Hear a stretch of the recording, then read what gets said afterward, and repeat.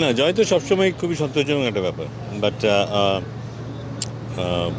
যেটা দেখার বিষয় হচ্ছে যে আরব আমিরাতের মানে ক্রিকেটের যে অবস্থান এবং আমাদের যে ক্রিকেটের অবস্থান সেখান থেকে আহ, এটা মনে হওয়াটা খুব স্বাভাবিক যে আরব আমিরাত যথেষ্ট ভালো ফাইট করেছে এই ম্যাচটা। এবং আমাদের ইন্ডিভিজুয়ালি কয়েকজনের খুব ভালো পারফরমেন্স ছিল।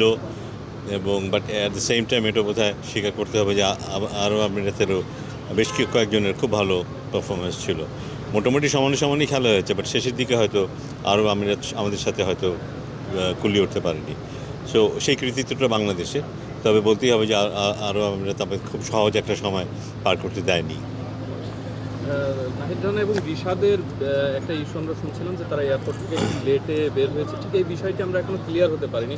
আপনার কাছ থেকে শুনতে চাই আসলে কী হয়েছিল এয়ারপোর্টে। না, তাদের ইমিগ্রেশন সংক্রান্ত কিছু জটিলতা ছিল, যে কারণে ওদেরকে দলের সাথেই ইউএইতে প্রবেশ করতে দেওয়া হয়নি। এবং তারা কিছুটা সময় নিয়েছে সব দিক ভেবে চিনতে হয়তো তারা শেষ পর্যন্ত তাদেরকে অনুমতি দিয়েছে। এবং থ্যাঙ্কফুলি দুজন ভেতরে ঢুকতে পেরেছে। এবং এখন পুরো দল একসাথে আছে।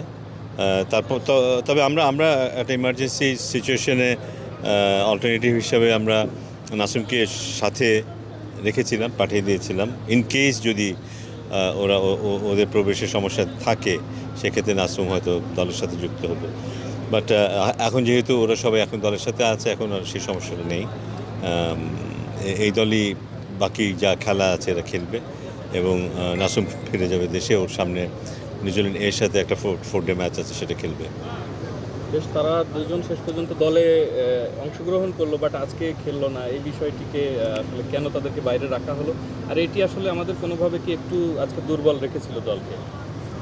তা নয়, আমার মনে হয় যে এই জিনিসটা বোধহয় প্রায় দেখা যাবে এখন থেকে। আমরা সবসময় যে সেরা দলকে নিয়ে খেলবো তা নয়। যারা খুব ভালো করছে তাদের মধ্যে থেকে কেউ কেউ হয়তো খেলবে না।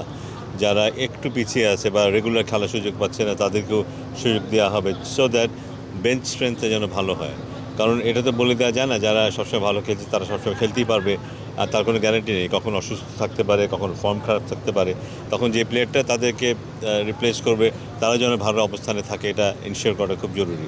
সেই চেষ্টাটা এখন থেকে থাকবে, যেন শুধু এই 15 জনই না, এর বাইরেও হয়তো আমরা দু একজনকে মাঝে মধ্যে দেখতে পাবো দলের সাথে সংযুক্ত হতে এবং খেলতে। সো দ্যাট এইভাবেই আমরা একটা পুল তৈরি করতে চাই, যেখানে হয়তো 15, 16, 17, 18 জন খেলোয়াড় থাকবে যারা ঘুরে ফিরে ম্যাচ খেলছে। সবাইকে